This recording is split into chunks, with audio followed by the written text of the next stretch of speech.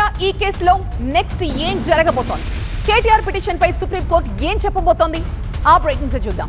కేటీఆర్ కు ఏసీబీ ఇచ్చిన రెండవ నోటీసులో కొన్ని కీలక అంశాలను పేర్కొంది. న్యాయవాదితో రావాలన్న మీ ప్రతిపాదనని తిరస్కరిస్తున్నామని పేర్కొంది. చట్టంలో అలాంటి నిబంధన ఎక్కడా లేదు అంటోంది ఏసీబీ. మేము అడిగిన అన్ని డాక్యుమెంట్లు ఇచ్చి దర్యాప్తు అధికారికి మీరు విచారణకు సహకరించాలి అంది ఏసీబీ. విచారణకి న్యాయవాదిని అనుమతించే ప్రసక్తే లేదు అని చెప్పింది ఏసీబీ.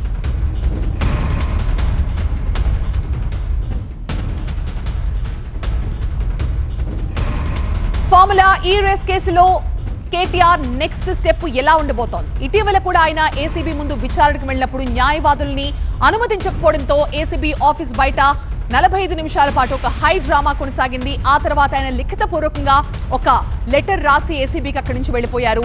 దీనికి సంబంధించి ఇటీవలే కోర్టు కూడా ఒక తీర్పునిచ్చింది. ఆ తీర్పు కూడా కేటీఆర్ కి అగైనెస్ట్ గా ఉంది. దీంతో ఆయన ఇప్పుడు సుప్రీం కోర్టుకు వెళ్ళబోతున్నారు. అయితే నెక్స్ట్ స్టెప్ ఎలా ఉండబోతోంది?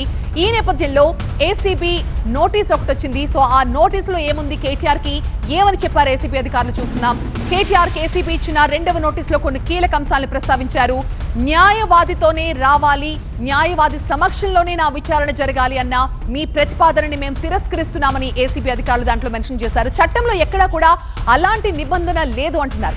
తాము అడిగిన డాక్యుమెంట్లన్నీ ఇచ్చి దర్యాప్తు అధికారికి కేటీఆర్ సహకరించాలి అని కోరింది ఏసీబీ. విచారణకి సహకరించకపోతే మాత్రం ఖచ్చితంగా చర్యలు కూడా తీసుకునే అవకాశం ఉన్నట్టుగా తెలుస్తోంది.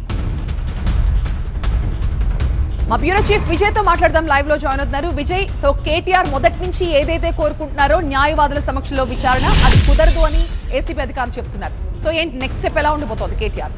అంటే మాజీ మంత్రి కేటీఆర్కి ఏసీబీ ఇచ్చిన సెకండ్ నోటీస్లో ఈ విషయాన్ని చాలా స్పష్టంగా చెప్పారు. ఈ నోటీస్ బేస్ చేసుకుని ఆయన నిన్న రాత్రి ప్రెస్ కాన్ఫరెన్స్లో చెప్పారు, నేను హైకోర్టుకు వెళ్తున్నాను.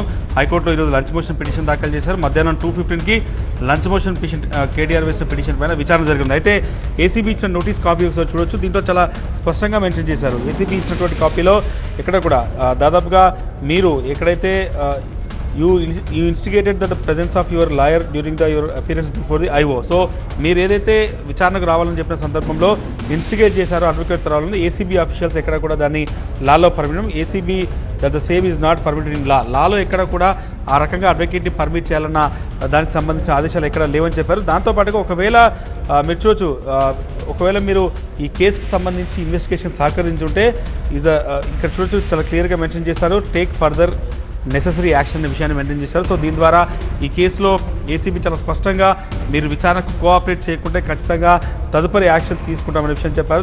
దాని తర్వాత ఎక్కడ కూడా కోర్టు ఆదేశాల మేరకు కావచ్చు, లేకపోతే ఎక్కడ కూడా చట్టంలో అడ్వకేట్ సమక్షంలో రావాలన్న నిబంధన లేదని చెప్పారు.